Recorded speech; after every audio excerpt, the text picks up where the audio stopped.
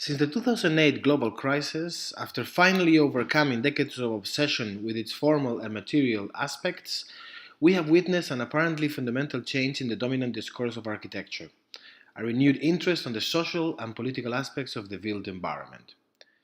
In this paper, I will analyze how, echoing the progressive culture of the late 60s and early 70s, the expressions of this new paradigm have mostly concentrated on designing alternative urban practices characterized by the informal, low cost, and usually temporary occupation of public space.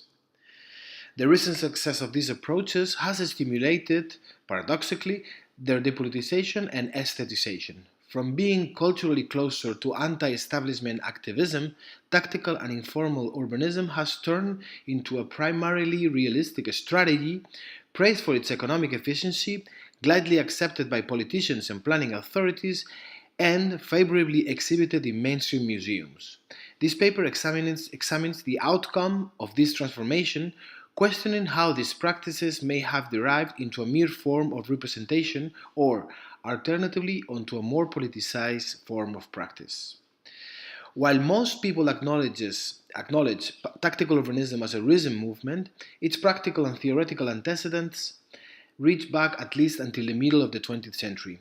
Two of them, in particular, inform the proposal framework of this paper. The first one originates from the countercultural project unleashed during the late 60s by collectives such as the Situationist International, for whom radical politics and direct urban actions were intimately entangled. The SI was a small group of avant-garde artists and political activists that remained active until 1972 in different European cities, united around Guy Debord's intellectual leadership. In 1956, the board formulated the theory of the dérive, a method to produce urban awareness and reconnecting the fragmented modern city through discrete actions of drifting exerted by small groups of people. The significance of these experiences are in how they prove the validity of playful and small actions as ways of transforming the urban environment.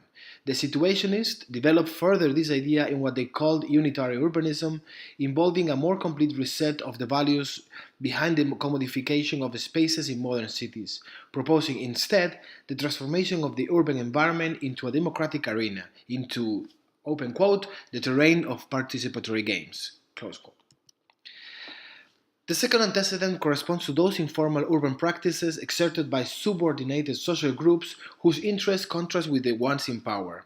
Nancy Fraser has identified these groups as subaltern counterpublics in the context of early capitalism, referring to subordinated groups such as women or low-income workers whose values were not fully acknowledged within the dominant discourse conceived by and for an upper-class white male public. In her critique of the Habermasian public sphere, Fraser argues that counterpublics invent and circulate counter-discourses which in turn permit them to formulate oppositional interpretations of their identities, interests, and needs. These groups, which should be naturally expanded to include any marginalized community suffering from underrepresentation in the political sphere, have traditionally used the city as the physical setting for the spatial reformulation of their identities. This is very clearly visible in the way in which Latinos put in practice their social culture in the US through the use of public space.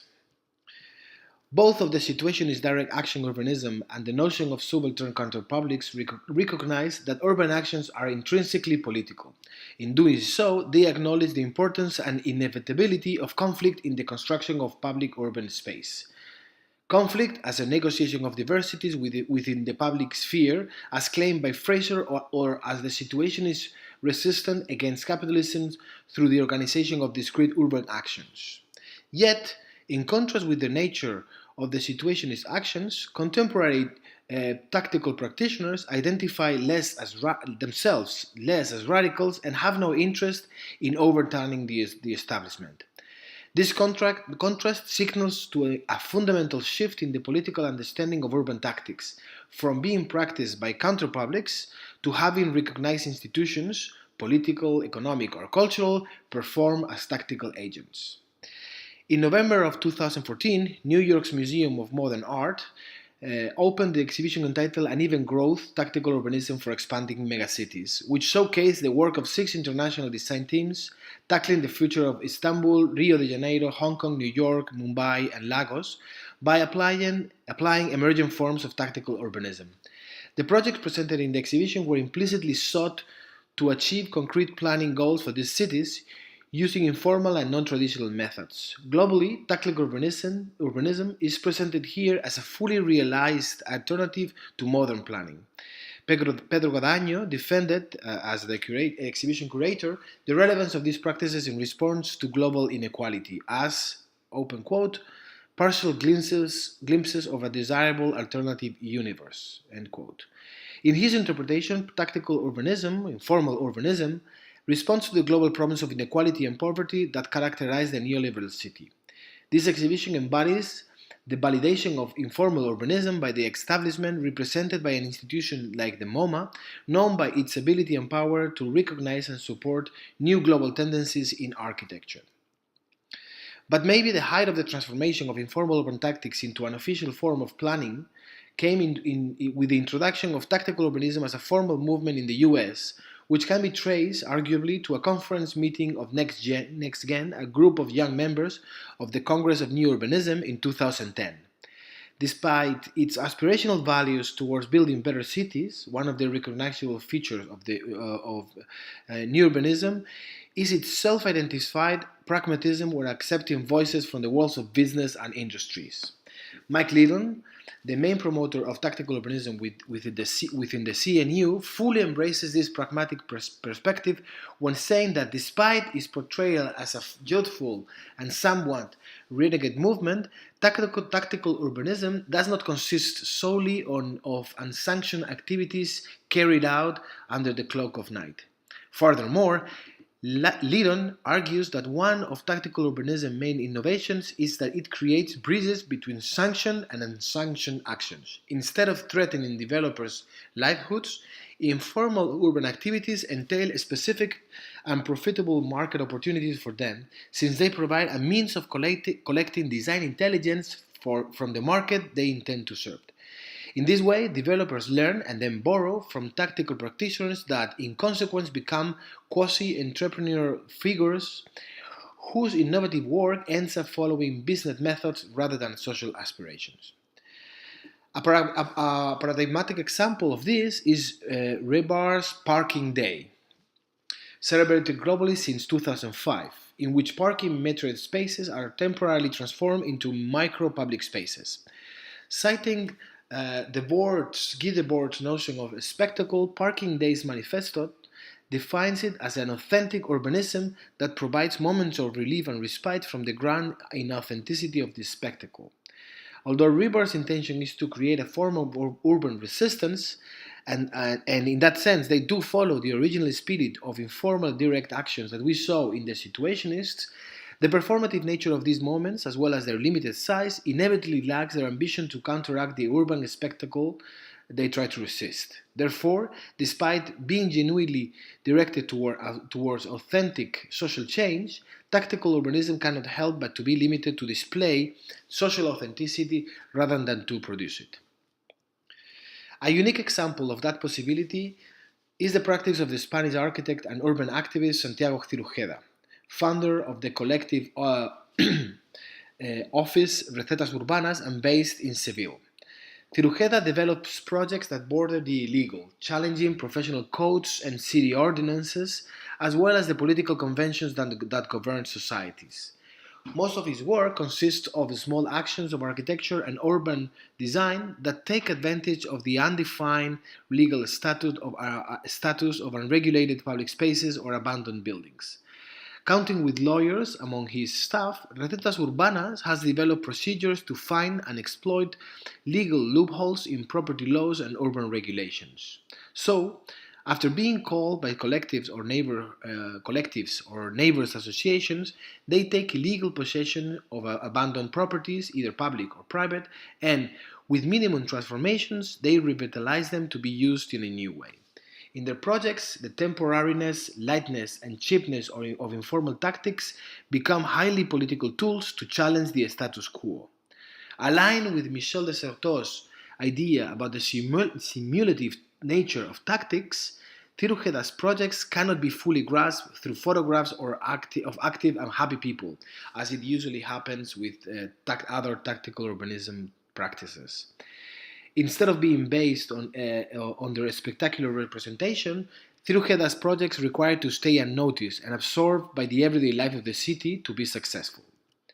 An example is the prototype for urban occupation called Gruha Crane in English, conceived as a response to the housing crisis that, after the 2010 bubble, left a record number of evictions in Spain. More of a technical and logistic system than an actual design, Gruha's purpose is to enable the illegal construction of highly light housing units over urban rooftops without any auxiliary structure but the steel members of the very unit. The project relies on its tactical invisibility, hidden in the roof, to defend the right to have an inhabitable space in a context of general economic hardship and scarcity, even if this goes against the law. In this project, we find the most relevant meaning of Desertos tactics, with their subtle political edge and their cunning pragmatism. Taking a tactical advantage of an inefficient state, Tirujeda puts in practice the collaborative nature of construction without giving any emphasis to how that process is displayed.